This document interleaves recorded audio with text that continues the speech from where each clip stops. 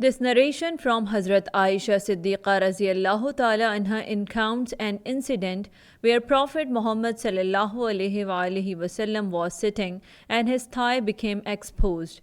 During this time, Hazrat Abu Bakr, may Allah be pleased with him, sought permission to enter, and the Prophet Sallallahu Alaihi Wasallam granted it. Remaining in the same state, similarly, Hazrat Umar Raziyallahu Ta'ala Anhu requested permission, and the Prophet Muhammad sallallahu alaihi wasallam allowed him to enter while maintaining his sitting posture. Later, when Hazrat Usman, may Allah be pleased with him, requested permission, the Prophet sallallahu alaihi wasallam covered himself with a cloth.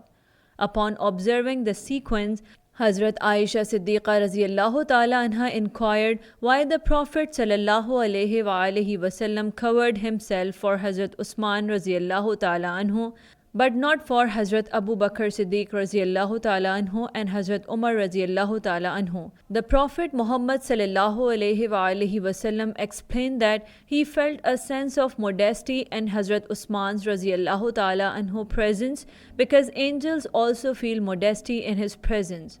The Prophet Muhammad Sallallahu Alaihi Wasallam emphasized his respect and modesty for Usman Raziyallahu Ta'ala Anhu due to the high esteem in which angels hold him. This incident underscores the Prophet's exemplary modesty and consideration for the feelings and status of those around him, including the unseen world of angels. Musnad-e Ahmad, Hadith number 23238.